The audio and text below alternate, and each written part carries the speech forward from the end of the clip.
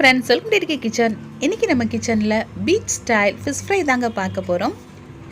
பீச்சில் உள்ள கடையில் நம்ம ஃபிஷ் வாங்கி சாப்பிடும்போது அந்த ஃபிஷ் ஃப்ரை ரொம்ப டேஸ்ட்டாக இருக்குங்க. அதுக்கு காரணம் அவங்க போடுற மசாலா. அந்த மசாலாவுக்காகவே நம்ம இன்னும் நிறைய மீன் வாங்கி சாப்பிட்ணும் அப்படின்னு நம்மளுக்கு தோணும். அந்த மசாலாவும் உதிராமல் அவ்வளோ சூப்பராக பர்ஃபெக்டாக இருக்கும். அந்த மாதிரி ஒரு ஃபிஷ் ஃப்ரை தாங்க இன்றைக்கி நம்ம வீடியோவில் பார்க்க போகிறோம். வீடியோவை பார்க்கறதுக்கு முன்னாடி நம்மளோட சேனலை சப்ஸ்கிரைப் பண்ணலைன்னா சப்ஸ்கிரைப் பண்ணிடுங்க ஃப்ரெண்ட்ஸ். ஃபிஷ் ஃப்ரை செய்கிறதுக்கு ஃபஸ்ட்டு நம்ம மசாலா தயார் பண்ணணும். அதுக்கு நான் அடுப்பில் சட்டி வச்சுருக்கேன். நான் 2 ஸ்பூன் கடலை பருப்பு போடுறேன். ஏன்னா நான் அதிகமாக பண்ணி கொஞ்சம் ஃப்ரிட்ஜில் ஸ்டோர் பண்ணி வச்சுப்பேன். அதனால் நான் 2 ஸ்பூன் போடுறேன். நீங்கள் இன்றைக்கே செய்ய போகிறீங்கன்னா நீங்கள் 1 ஸ்பூன் போட்டுக்கோங்க. அதே மாதிரி உளுந்தம்பருப்பும் 2 ஸ்பூன் தாங்க போட்டு நல்லா வறுக்கணும். இந்த மாதிரி வறுத்து எடுத்து வச்சுக்கணும். அதே சட்டியில் 2 ஸ்பூன் ஜீரகம், அதையும் நம்ம நல்லா வறுத்துக்கணும். இந்த ஸ்பூனில் தான் நான் எல்லா மெஷர்மெண்ட்டுமே எடுத்தேங்க. 1 ஸ்பூன் மிளகு, இதையும் போட்டு லைட்டாக வறுத்துக்கணும்.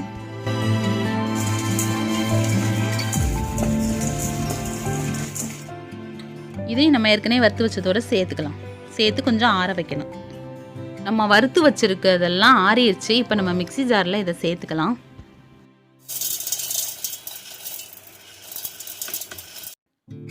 இது கூடவே நம்ம மிளகாத்தூள் சேர்க்கணும். நான் எடுத்துருக்க மீன் நல்ல பெரிய மீன்னால காரம் ஜாஸ்தியாக இருந்தால் தான் டேஸ்ட் நல்லாயிருக்கும். நான் 3 ஸ்பூன் மிளகாத்தூள் போட்டிருக்கேன்.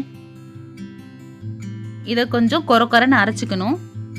இந்த மசாலாவுக்கு நல்ல ஃப்ளேவர் கொடுக்குறதே இந்த பூண்டு தான். கொஞ்சம் கொரன்னு அரைச்சதுக்கப்புறம் நான் ஒரு பூண்டு, ஃபுல் பூண்டையும் நான் போட்டிருக்கேன். இதையும் நம்ம லைட்டாக தான் சுற்றிக்கணும், நைஸாக அரைக்கக்கூடாது. நம்ம பொடியை அரைச்சாச்சு. பாருங்கள், இந்த மாதிரி தான் இருக்கும். நரன்னு இருக்கும். ஆனால் டேஸ்ட்டு செம்மையாக இருக்கும். நம்ம முழு மீனாக தான் ஃப்ரை பண்ண போகிறோம். அதனால் அதுக்கு தகுந்த ஒரு பெரிய பாத்திரமாக எடுத்துக்கோங்க. நான் சொன்ன மாதிரி கொஞ்சம் மசாலா நான் எடுத்து வச்சுட்டு தேவையான அளவு தான் இதில் போட்டிருக்கேன். இதை போட்டுட்டு நம்ம என்ன பண்ணணும்னா உப்பு போட்டு நல்லா பிரட்டிக்கணும். இதுக்கப்புறமா ஒரு பெரிய லெமன் எடுத்து அதையும் நம்ம இதில் புழிஞ்சுக்கணும்.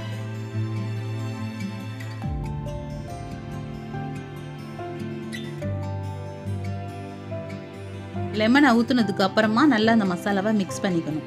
மிக்ஸ் பண்ணிவிட்டு இது கூட நம்ம கொஞ்சம் எண்ணெய் ஊற்றி அதை திருப்பியும் மசாலாவை மிக்ஸ் பண்ணணும்.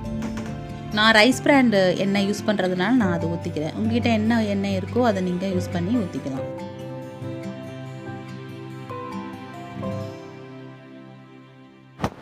நான் இந்த மீன் தாங்க எடுத்திருக்கேன். இதை கட்டான்னு சொல்லுவாங்க. இல்லை நல்லா கட்டிங்லாம் போட்டு ஃபுல்லாக இந்த மாதிரி கட் பண்ணியே கொடுத்துட்டாங்க நான் வாங்கும்போதே. இந்த மீனை நான் க்ளீன் பண்ணி கழுவி வச்சுருக்கேன். இந்த மசாலாவை இப்போ நம்ம இந்த மீனுக்குள்ளே ஃபுல்லாக நல்லா சேர்க்கணும். நம்ம போட்டிருக்க அந்த கட்டிங் ஃபுல்லாக அந்த மசாலா உள்ளே போயிருக்கணும். அந்தளவுக்கு நம்ம அப்ளை பண்ணணும். இந்த மீனோட தோல் கொஞ்சம் ரஃப்பாக தான் இருக்கும். அதனால தான் நான் காரம் ஜாஸ்தியாக சேர்க்கணும் அப்படின்னு நான் சொன்னேன். இந்த கட்டா மீனில் சதைப்பகுதி நிறைய இருக்கும். அதனால தான் நம்ம இதை பொரித்து சாப்பிட்றோம். பொரித்து சாப்பிட்டா செம்ம டேஸ்ட்டாக இருக்கும். குழம்பு வச்சா அந்தளவுக்கு டேஸ்ட்டாக இருக்காது இந்த மீன்.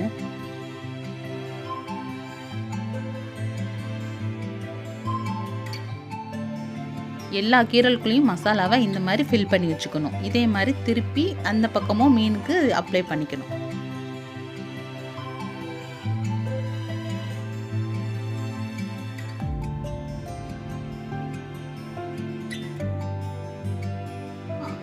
பீச்சுக்கெலாம் போனால் இந்த மாதிரி தான் நம்மளுக்கு பொரிச்சு கொடுப்பாங்க.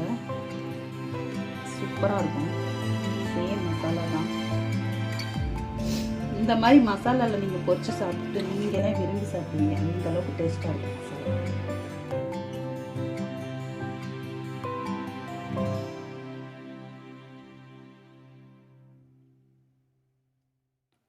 மசாலாவை நம்ம நல்லா ஃபுல்லாக அதில் அப்ளை பண்ணியாச்சு. இது ஒரு 20 நிமிஷமாவது ஊறணும். நல்லா ஊறினதுக்கப்புறம் நம்ம இதை பொரிச்சு வைக்கலாம். மீன் நல்லாவே ஊறிடுச்சுங்க. 20 நிமிஷம் ஆயிடுச்சு. இப்போ நம்ம இதை பொரிச்சு எடுத்துக்கலாம். இதுக்கு மேலே பொறுமையாக இருக்க முடியாது. இந்த மீனை பொரிக்கிற அளவுக்கு பெரிய தவாவாக எடுத்துக்கணும். ஏன்னா நம்ம எடுத்துருக்கிறது பெரிய மீன். அதனால நான் இந்த தவா எடுத்திருக்கேன். தவா நல்லா ஹீட் ஆயிடுச்சு. இப்போ நம்ம தேவையான அளவு எண்ணெய் ஊற்றிக்கலாம். மீன் பொரிக்கிற அளவுக்கு எண்ணெய் ஊற்றினா போதும். நம்ம ஊற்றிருக்க எண்ணெய் ஹீட் ஆனதுக்கப்புறம் தாங்க நம்ம மீனை போடணும். இல்லாட்டா மசாலா சட்டிலேயே ஒட்டிக்கும். அப்படியே நம்ம மீனை அழுங்காமல் குழுங்காமல் தூக்கி போடுவோம். எண்ணெய் நல்லாவே காஞ்சிருச்சு.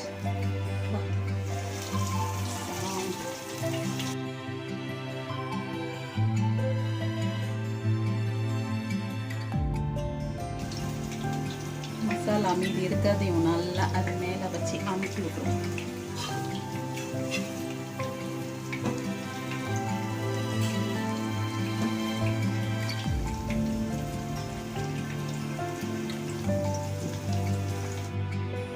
உடனே நம்ம மீனை பிரட்டிடக்கூடாதுங்க. ஏன்னா அது இன்னும் கொஞ்சம் நேரமாவது வேகணும். கொஞ்சம் மசாலா அது மேலே ஒட்டணும். அதுக்கப்புறம் தான் நம்ம அதை பிரட்டி போடணும்.